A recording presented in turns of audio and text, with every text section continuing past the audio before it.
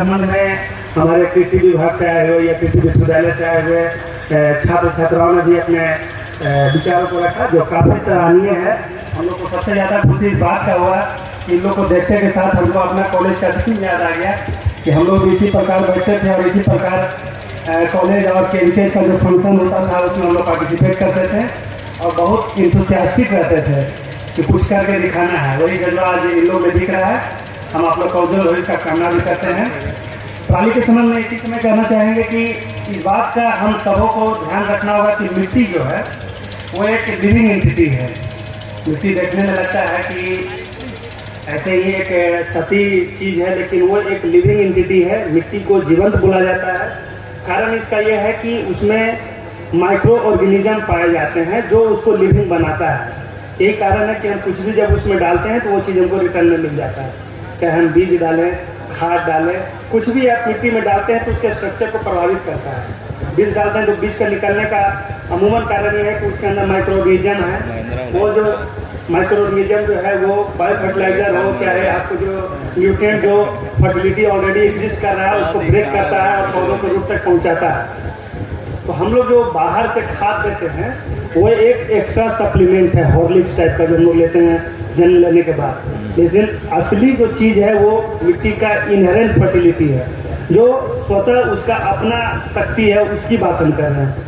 हम खाद देते हैं तो खाद से पौधा में हरियाली आ जाता है, हमको लगता है खाद से ही सब चीज़ हो रहा है। ऐसा बिल्कुल भी नहीं है। आप मिट्टी को बनने में हजारों लाखों करोड़ों वर्ष लगा है और वो माइक्रो ऑर्गेनिज्म वहाँ पे बहुत सालों से विराजमान है। उसी में हमको इस बात का ध्यान रखना पड़ता है कि हम जो केमिकल डाल रहे हैं, चाहे वो पेस्टिसाइड के फॉर्म में हो और चाहे वो फर्टिलाइजर के फॉर्म में हो, वो उसी माइक्रो ऑर्गेनिज्म को अफेक्ट करता है।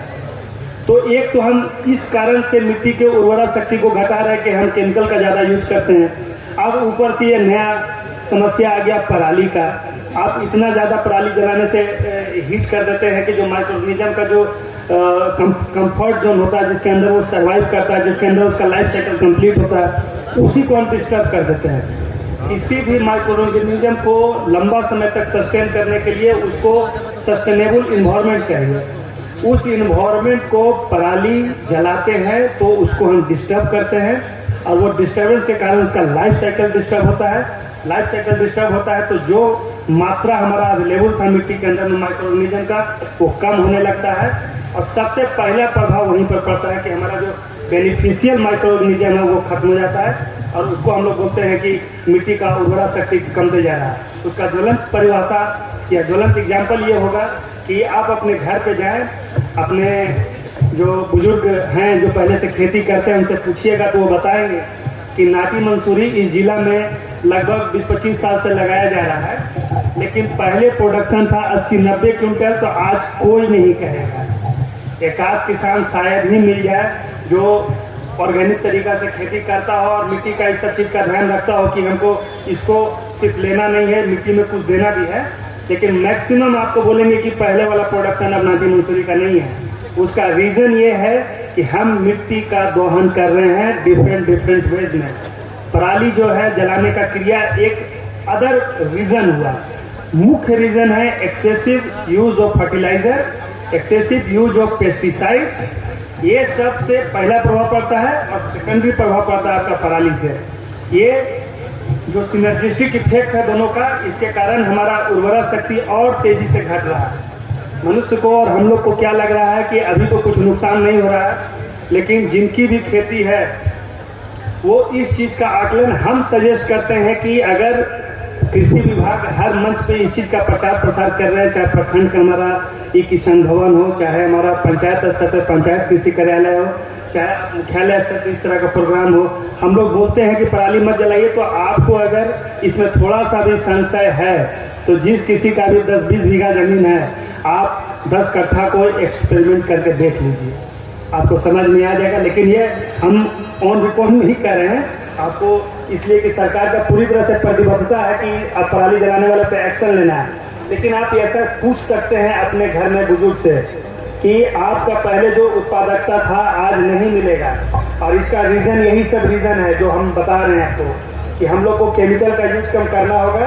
और पराली को तो बिल्कुल नहीं जलाना होगा, इसलिए कि उसको जलाने से हमारा माइक्रो ऑर्गेनिज्म डिस्टर्ब हो रहा है। वातावरण तो हमको दिख रहा है ना कि धुआं निकल रहा है, वातावरण में जा रहा है, तो कार्बन मोनोऑक्साइड बढ़ रहा है, तो सल्फर डाइऑक्साइड बढ़ रहा है, तो एयर का जो है पोल्यूशन कंट्रोल इंडेक्स जो है पुअर हो रहा है। ये सब दिखने की चीज है कि धूल उड़ रहा है, धुआं उड़ रहा है, लेकिन इनहेरेंट जो आपको नहीं दिख रहा है वो जमीन के अंदर में जो उसका स्ट्रक्चर बना हुआ है पृथ्वी का, मिट्टी का, उसको हम डिस्टर्ब कर रहे हैं। करोड़ों लाखों साल के बाद मिट्टी बनता है। हम सबको प्रण लेना चाहिए कि इसके सुरक्षा में जो भी सरकार की तरफ से कदम हो, और चाहे आपके अपने स्तर से हो, अपने स्तर से आप ये कर सकते हैं कि आप केमिकल फर्टिलाइजर पेस्टिसाइड का यूज कम करके और ऑर्गेनिक तरीका पे आप जाइए। आप वर्मी कंपोस्ट का इस्तेमाल कीजिए, आप गोबर खाद का इस्तेमाल कीजिए। गोबर खाद का तो कोई भी इस्तेमाल नहीं करता है। गोबर खाद जब हम देते हैं, गोबर खाद आज के तारीख में हम लोग कोई भी इस्तेमाल नहीं करते हैं। मिट्टी के स्ट्रक्चर को आप लोग अभी जो एग्रीकल्चर ग्रेजुएट हैं वो भली भांति पढ़ते होंगे कि सॉइल पोरोसिटी क्या होता है, सॉइल कैपिलरी वाटर क्या होता है, ये सब वही चीज को अफेक्ट करता है।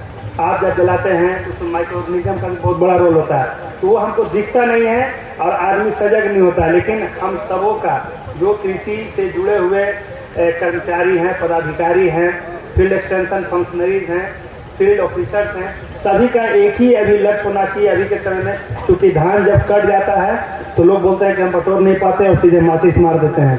सरकार इसके लिए पूरी तरह से कड़े कड़े नियम बना रहे हैं, जिसमें सबसे पहला, जैसा कि हमारे असिस्टेंट एग्रीकल्चर इंजीनियरिंग साहब ने बताया कि आपका जो किसान रजिस्ट्रेशन नंबर होता है जिससे सभी योजनाओं का लाभ दिया जाता है, सर्वप्रथम उसी को ब्लॉक किया जाएगा। एक्सट्रीम केस में हमारे पदाधिकारी सर ने बताया कि एक्सट्रीम केस में हम लोग चाहते नहीं है कि FIR करें, लेकिन अगर ऐसा शिकायत आता है कि जानबूझकर लगातार माचिस मारते जा रहे हैं, हो सकता है ऐसा भी कि रजिस्ट्रेशन ब्लॉक करने के साथ साथ FIR की भी नौबत आए। लेकिन हम लोग कोशिश नहीं करते हैं, हम लोग सोचते हैं कि प्रचार प्रसार करके कन्विंस कर दें।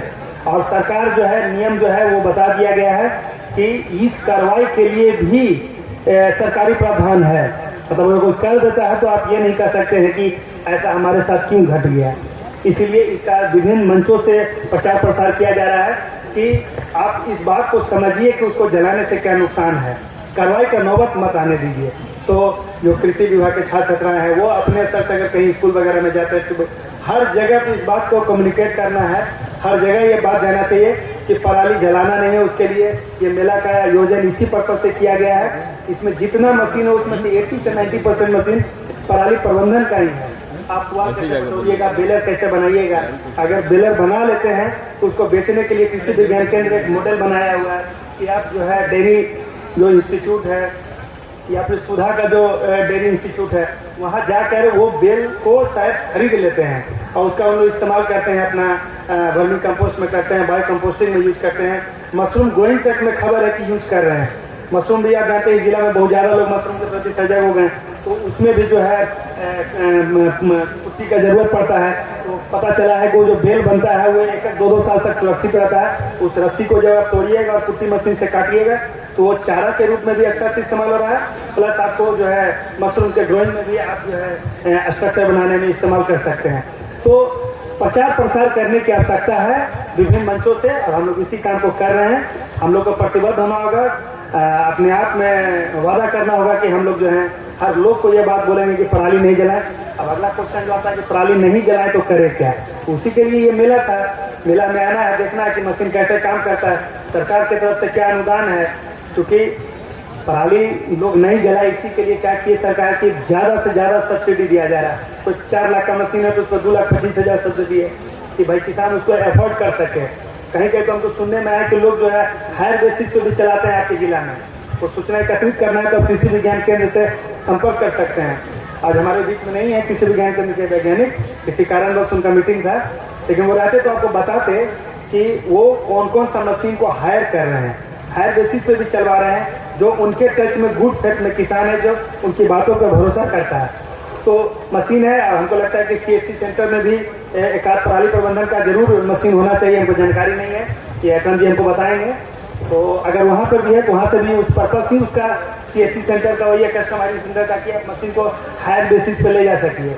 अभी लोग हवा डावा यूज करेगा, कुट्टी बनाने वाला मशीन का यूज करेगा, तो वो सब के साथ साथ जो है इसका भी मशीन के बारे में जागरूकता होना चाहिए कि बेलर बनाने वाला मशीन कौन है, भूसा बनाने वाला मशीन कौन है, एकत्रित करने वाला कौन मशीन है, उसका जानकारी लीजिए, क्या समस्या आता है उससे अवगत कराइए। कोई अगर फील्ड में चल रहा है तो वहाँ कोशिश कीजिए जाने का। कृषि विज्ञान केंद्र जब भी इस प्रकार का डेमो करता है तो किसानों को आमंत्रित करता है। तो मेरा निवेदन होगा कि आप जाकर उस चीज़ को देखिए।